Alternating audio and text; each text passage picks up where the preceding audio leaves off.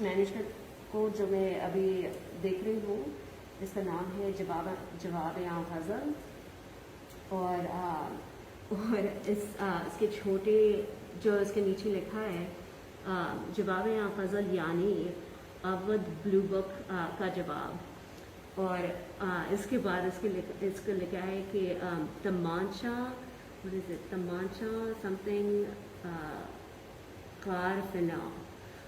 لیکن اس مینوسکرپٹ میں یہ مجھے معلوم نہیں ہے کہ اردو میں کیا کہہ سکتے اس کا لفظ کیا ہے، لیکن کتاب کے مکمل اس سے پہلے جو بھی اس کا لفظ ہے، لیکن یہ ایک ترجمہ ہے اردو میں، اور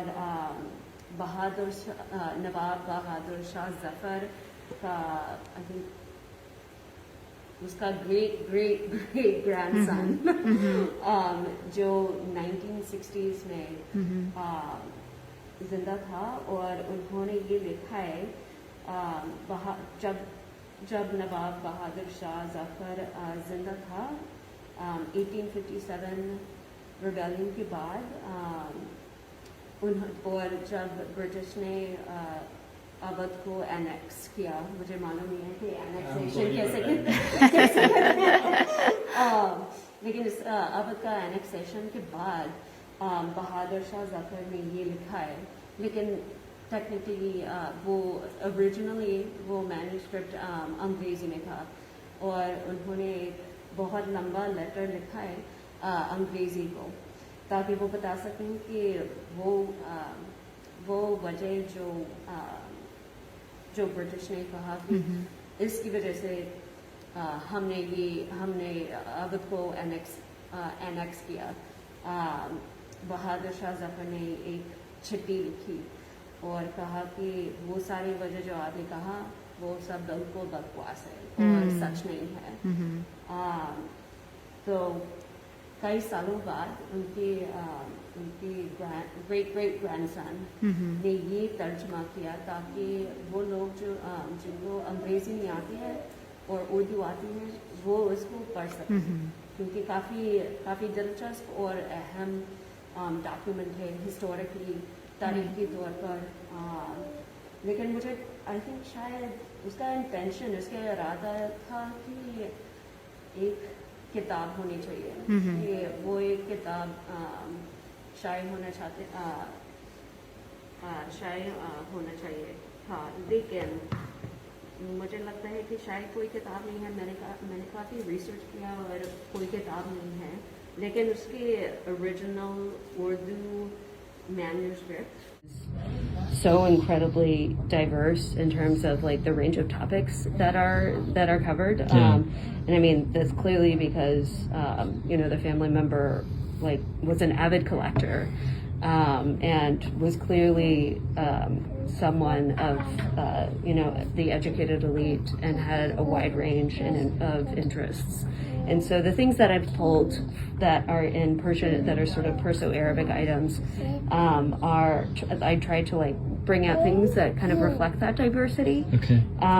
So as you may know, there are over 200 items in the collection. Yeah. So yeah, that's in large part why it takes so long to process collections of this size, because A, they are so large, and B, there are a number of sort of like preservation and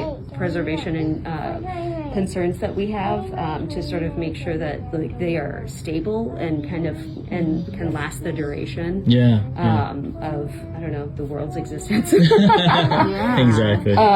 And we want researchers to be able to come here and actually interact with the items. And to make sure that when they come, it's not, we don't treat them like they are the rare items that they are, but also to ensure that they can actually interact and touch the items. Yeah, absolutely. Great. And I know a number of people who are very interested in sort of medicinal manuscripts. Yeah. So there is, I think, definitely a research interest in materials like these. Definitely. And so there is a tradition in Islam of sort of prophetic medicine, right? Yeah. So I think probably a lot of these Hakims. And Yeah, like Unani. yeah, they were definitely inspired by that tradition. Definitely. Yeah. So Say Holy Quran on there though. I don't know if like he picked that up like from another thing, like and just like stuck it in there as a bookmark. Yeah. Because there's something else in Urdu on the back, with the word rarely written on there. You know, so there are like all these things that were clearly it seems like he was using as bookmarks. Right. You know? Right. So Must be a family tradition because my father had all these kind of bookmarks too, where he would have random notes. There you go. I think it's supposed to be some kind of. Oh, Qadar. Yeah. Yeah. Yeah. So for this one, we have this catalog record. And our ultimate goal, over time, it's going to take time, is that we want to have all of these items. It's like a first step before digitization. Yeah. We need to have that descriptive bibliographic record so that researchers can find it and learn about it, where it comes from, who wrote it, how many pages, like all of that kind of what we call metadata.